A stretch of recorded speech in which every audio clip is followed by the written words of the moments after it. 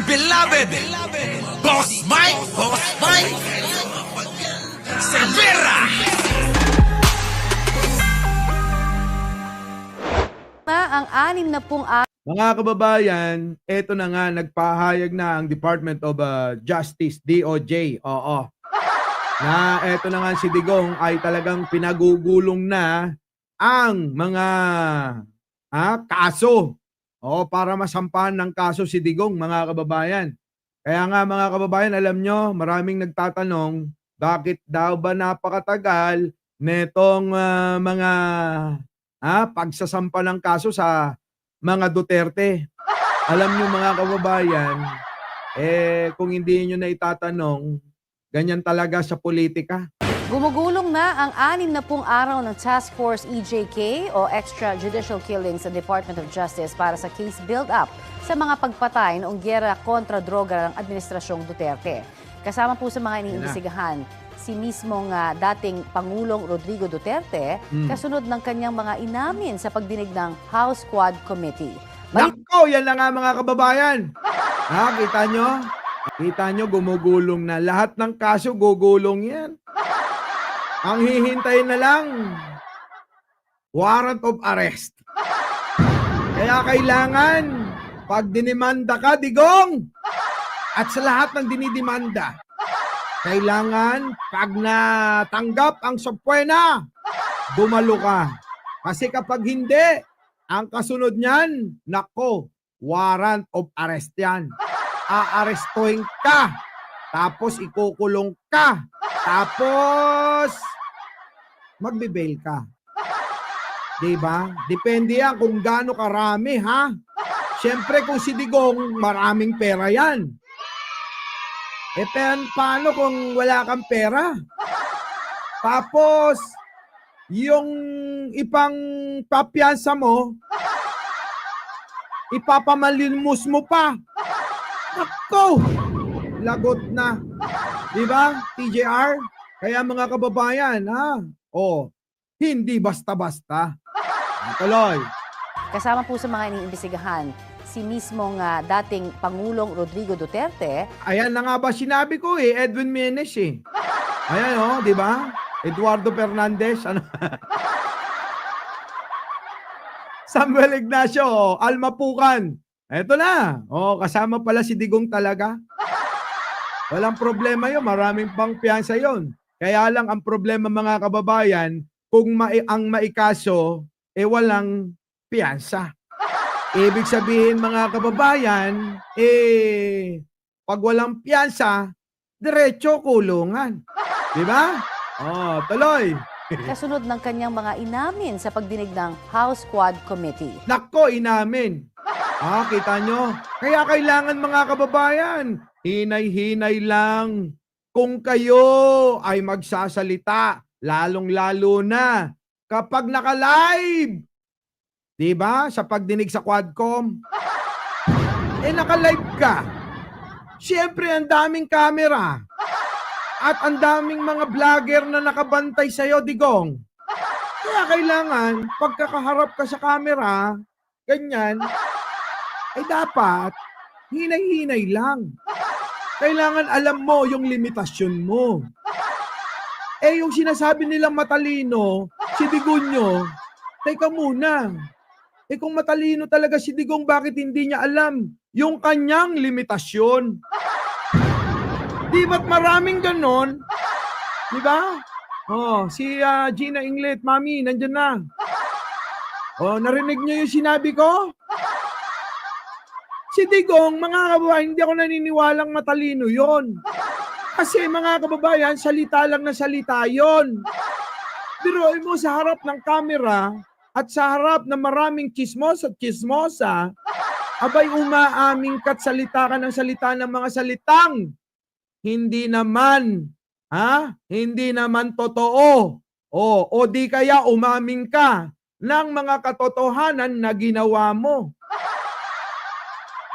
Ulitin ko lang, kapag di mo alam daw ang iyong limitasyon, bobo ka.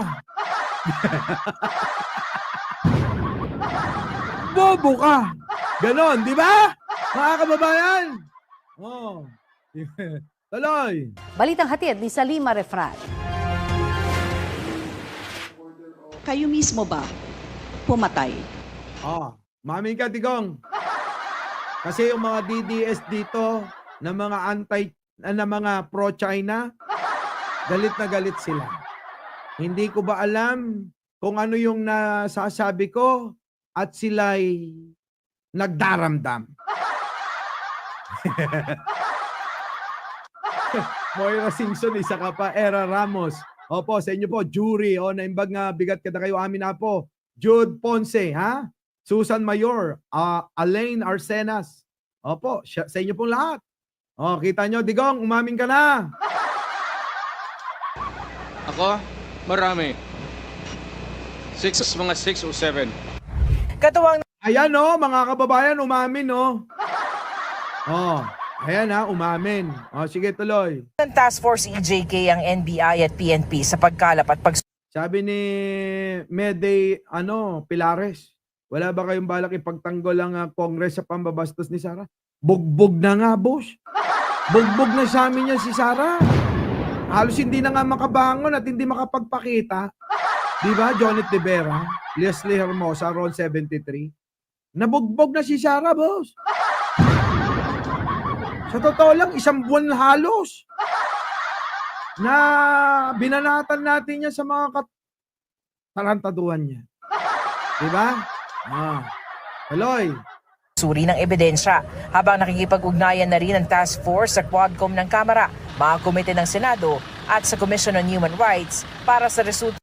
Sabi rito ni Dave Taduran, Boss Mike, pwedeng papaksain mo ang ukol sa mga project at accomplishment na nagawa. Boss, lagi dito yan. Oo, lagi dito. Abang-abang ka lang. Parang kaninang umaga, meron akong tinalakay niyan. Noong kahapon, 2 beses, meron din yan. Ngayon, mga kababayan, dahil hindi ako ready sa ating topic, abay, pagtsatsagaan ko na itong nanditong nakaset. Pero sisikapin ko, tandaan nyo mga kababayan, itong mga video na ipapakita ko, hindi ko pa nare-review yan. Oo, ha, mga kababayan. Kaya kung ako ay mamali sa aking bibigay ng opinyon, bahala na kayo dyan. Okay? Sige, tuloy. Ito na. Digong, Ugnayan na rin ang task force sa Quadcom ng Kamara, mga komite ng Senado at sa Commission on Human Rights para sa resulta ng kani-kanilang mga pagdinig at investigasyon. Nako, mga kababayan, sige, tuloy.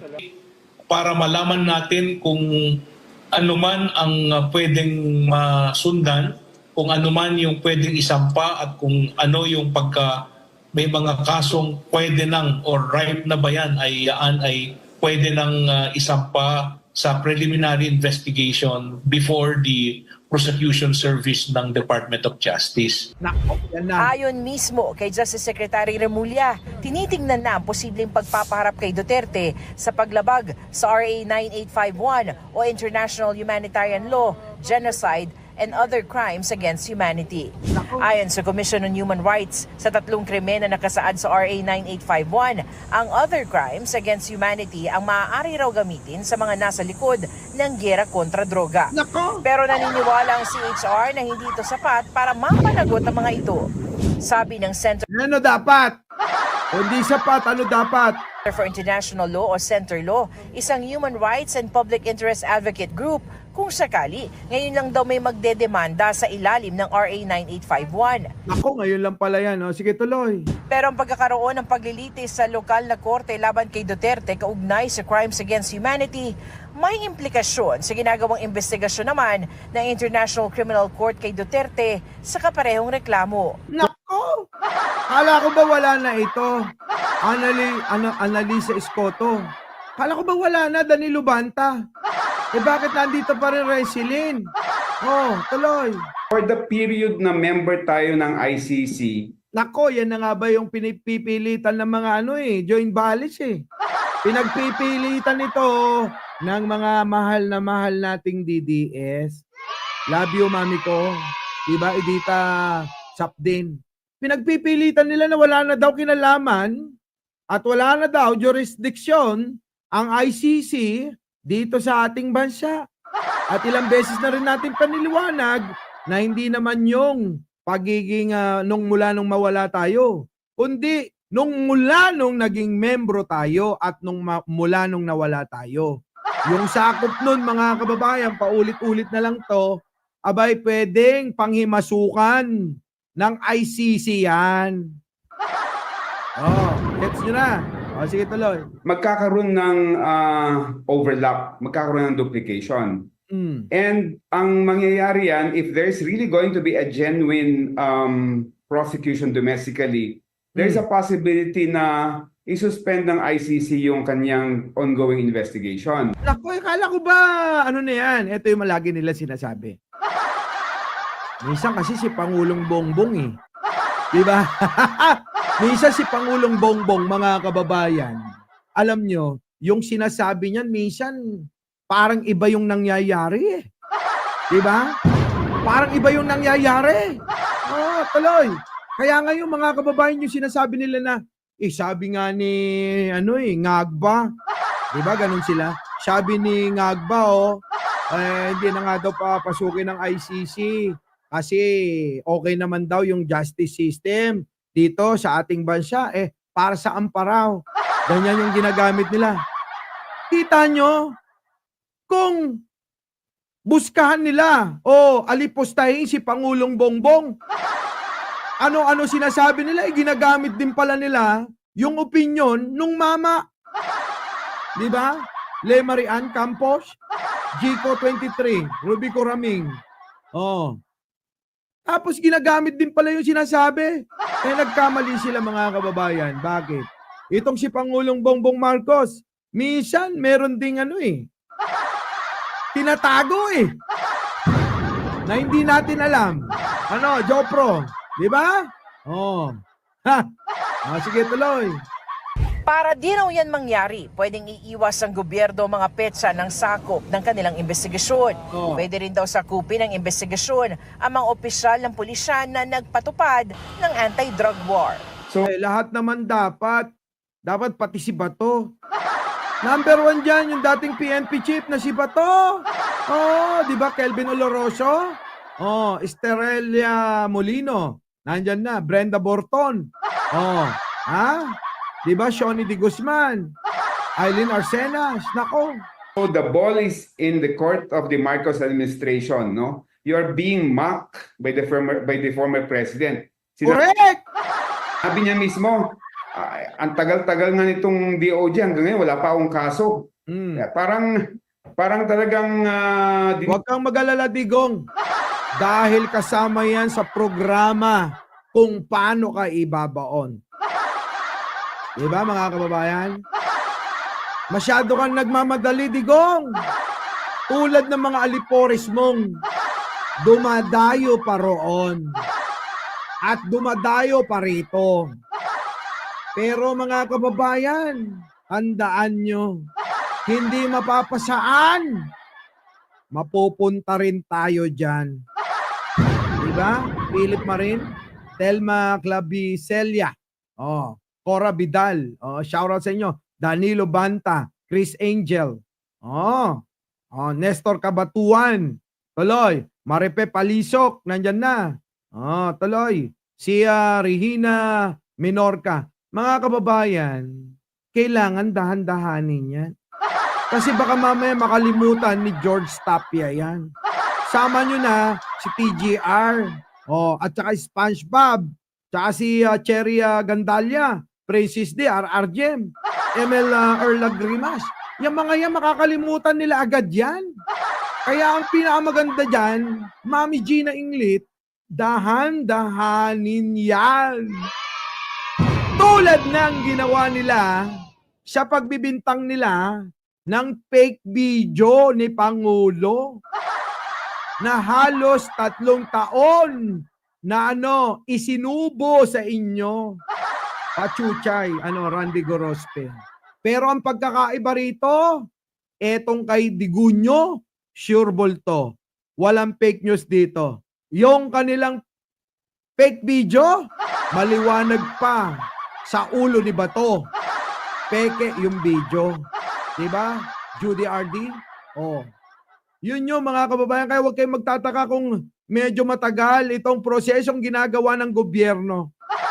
Dahil ako alam ko, diskarte nila to. Diba? Para hindi agad makalimutan ng mga tao kung anong kabalbala ng pinaggagawa ni Digunyo. Dare niya yung DOJ, no? Oo nga. So I think the DOJ should take on the dare and investigate and file the proper cases. Ayan mga kababayan ay galing sa mga kilalang mga taong mahuhusay sa mga batas. Diba? Oh, ha? Our beloved Boss Mike,